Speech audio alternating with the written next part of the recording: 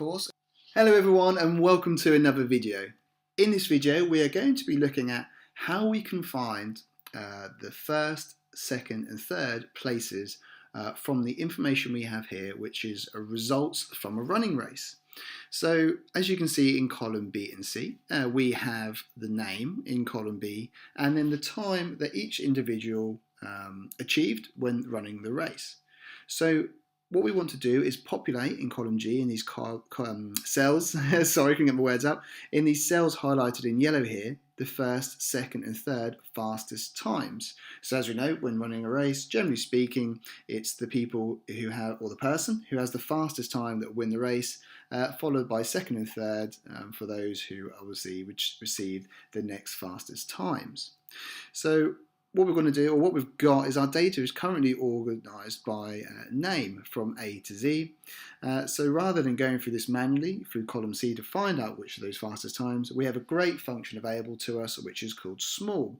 And what that allows us to do is to find firstly the first or the smallest value, and also then allows us to define or enter into that function the other positions we'd like to find, i.e. number 1 would be obviously the first and the smallest number, number 2 would be the second smallest number, and then number 3 would be the third smallest number in our example. But you could continue that trend onwards to find out whatever position that you required in terms of from the fastest time. In order to do this, it's a very simple formula to use, and all we just need to do is enter our equal symbol, type the function which is small, and you can see from our prompt that we've got there, the small function returns the kth smallest value in a data set, for example, the 5th smallest number.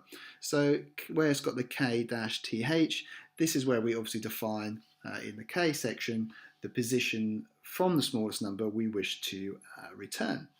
So upon entering the function, we open our brackets, and the first thing we need to do is enter our array. So we could either select the range specifically from range 3 to the last row in our data set, but I'm just going to use the lazy solution, and we can use this because there is no data below this set we've got here, and all I'm going to do is just select the whole column, so we can just find out what the smallest value is from that column.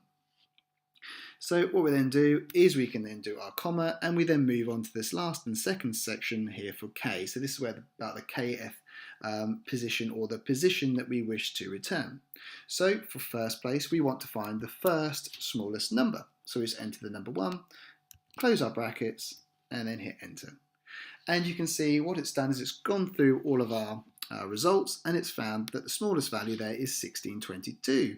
So we can just go through this, and we can see that 1622 is the second from the end here, and that is obviously for Tim. So well done, Tim. He obviously is the winner of the race, and therefore he's in first place. So next thing we need to do is we want to then find out what the second and third was. So all we need to do is re-enter the formula or the function, very much the same. So we've got small, open brackets, select the column C, which contains our data, and this time in the second position for k, rather than entering number 1, we're going to simply enter number 2, close our brackets, and there we go, we've been returned the second smallest value, which is second place. And lastly for third, just to put that in one more time, we enter our small function, open our brackets, select the range that contains the values, comma, and then this time enter number 3 for the third smallest number. And there we are, we can see that it is 1828. So we've got our results, our fastest times. We can see obviously first place was won by quite a considerable amount of time. And then we can see that the second and third was obviously a lot more closer race. But there we go, we have our results. And as we mentioned there, mentioned at the start, we're not limited to just 1, 2 and 3. You could continue this on updating this second or this last number you have here, 3 in this example you see on the screen, to whatever position that you desire. So if we want, just for an example here, we could change that to number 6, and there we go, we've got the 6th largest number. And obviously it's only going to go until the number of values you've got. So if you've got 20 values in your data set, then obviously it's not going to be able to do any more than 20, because the 20th value will be the 20th smallest. And let's just put that back to number 3, just so there's no confusion there. And there you go, we can see we've got our table there of our results. So we hope you enjoyed that video, quite a short and to the point video game.